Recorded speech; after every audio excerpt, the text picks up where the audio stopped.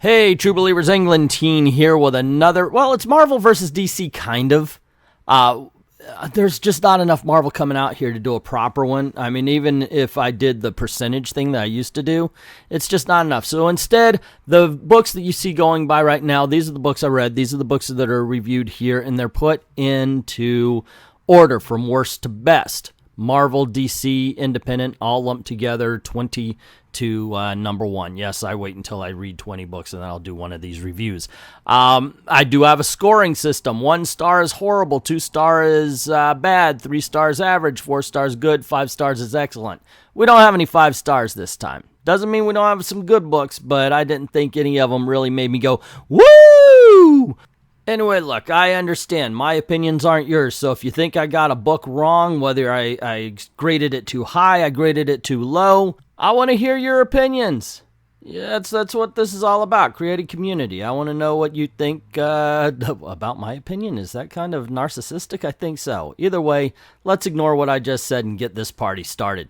Alrighty, the 1-star books, as I said, are horrible and should be avoided at all cost.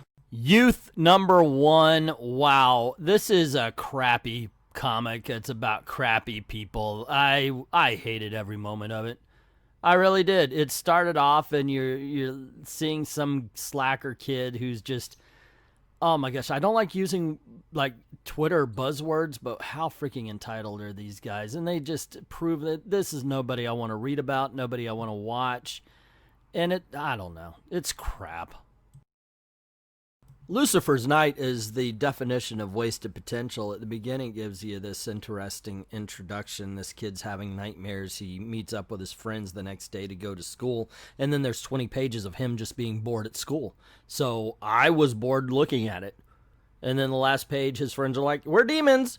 I'm like, okay, you know what? Tell that earlier, and then let's have him deal with it to get on with the story.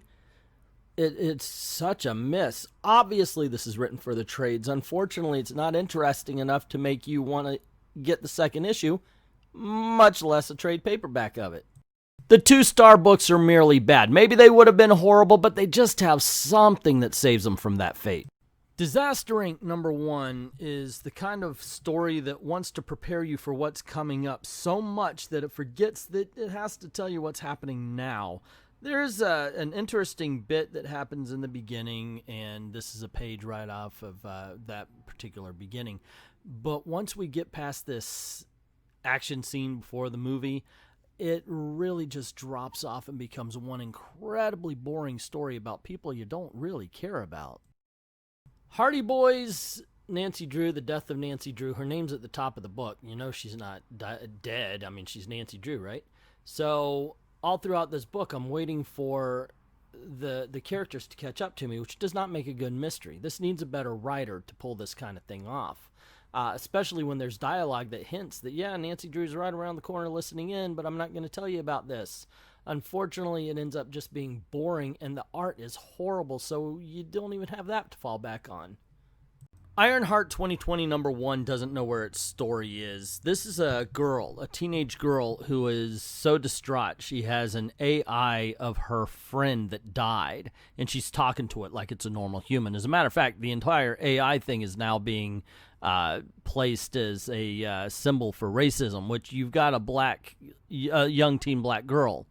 You can't use that. It just seems way over the top. But truly, the story here is her depression, her inability to let go of her dead friend, and bringing back something that's not real.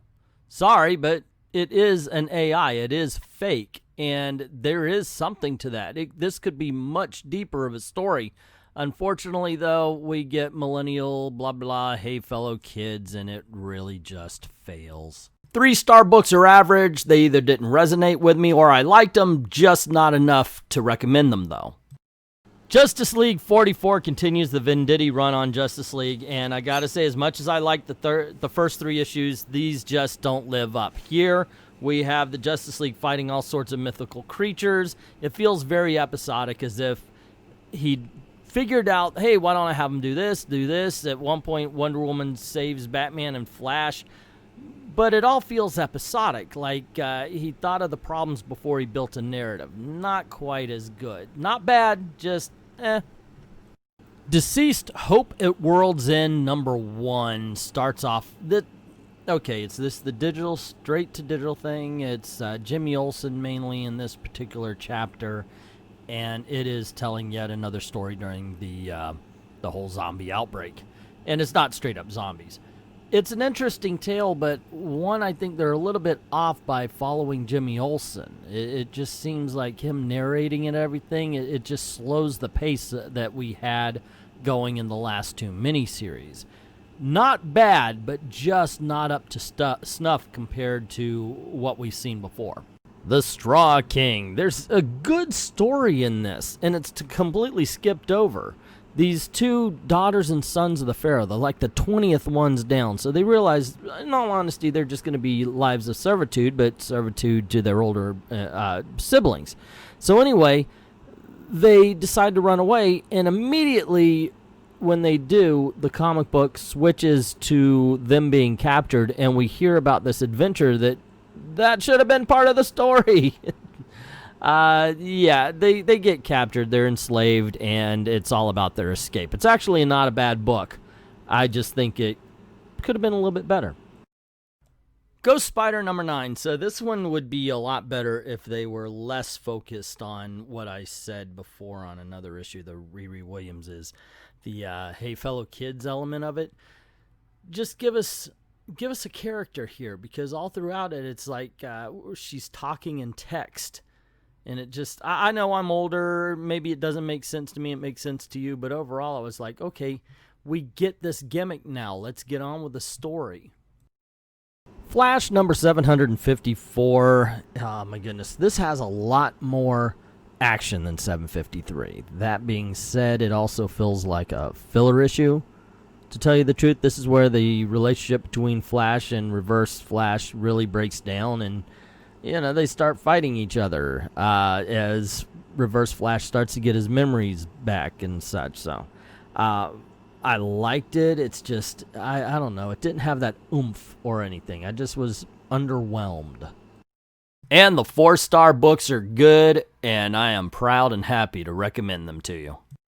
The Flash #757 is a very active setup issue. Actually, it's really good in that matter. So Flash wants to work with the Reverse Flash, but he can't let him know, because he's a certain Reverse Flash with a certain amount of memories, that the Barry Allen Flash ended up killing him again. So it's kind of a tenuous partnership that they've got going all along.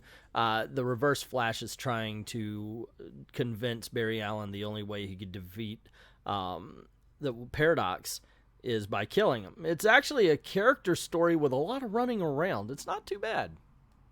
All right, Spider-Man 43, Amazing Spider-Man #43 was just a lot of fun. I enjoyed this book. It is a complete throwaway, but you have a little monster turn into a big monster, cause all sorts of havoc, and Spider-Man and Boomerang, of all people, have to defeat it. And they try not to use a lot of violence doing it. It's just a fun and funny book, and that's the way Amazing Spider-Man's been going for the last few issues, to which I have to say, good. So I haven't visited the Terrifics in quite a while. I gotta say, still going strong, man.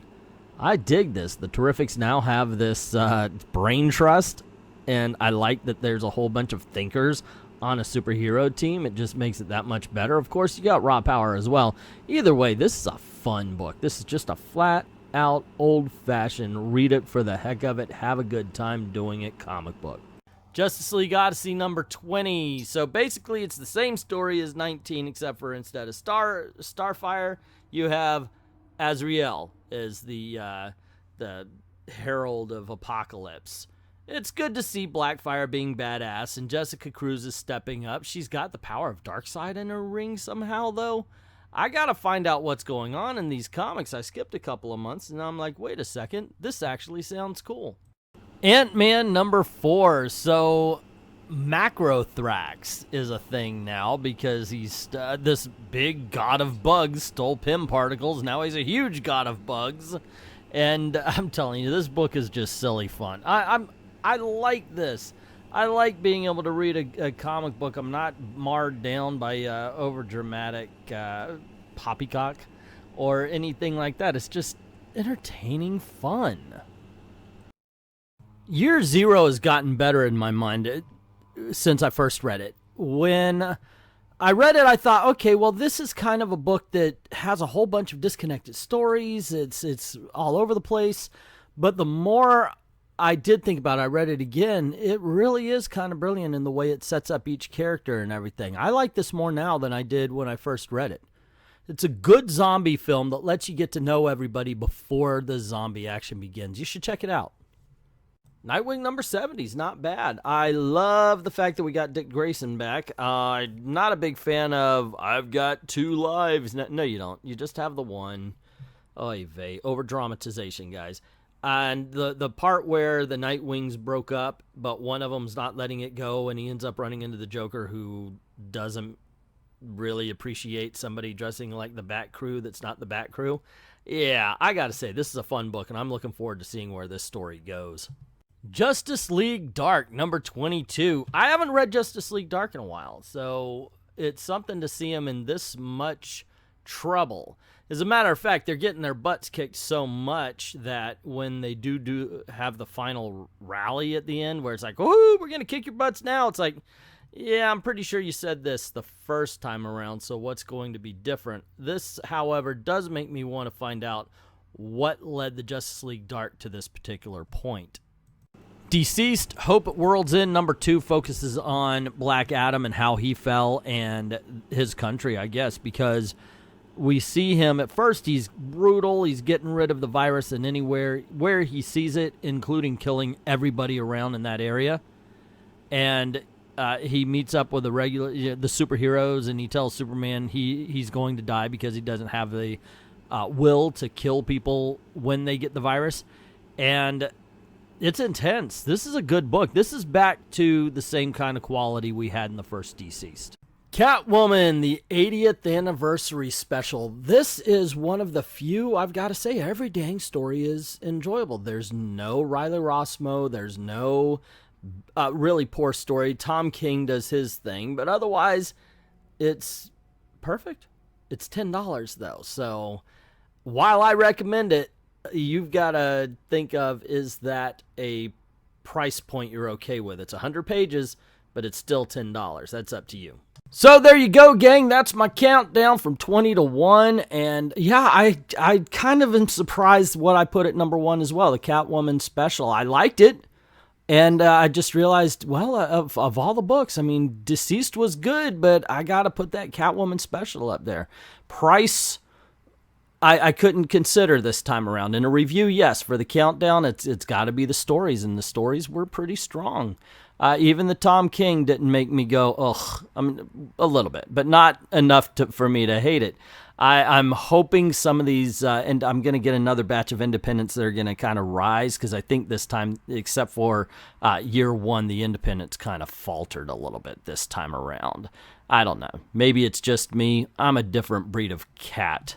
But that's just my opinion. Let me know what you think in the comments below. Don't forget to click on one of the videos that are popping up around you right here if you like this one. And make sure you click like, share, subscribe, and ring that notification bell, making sure all the notifications are set on all.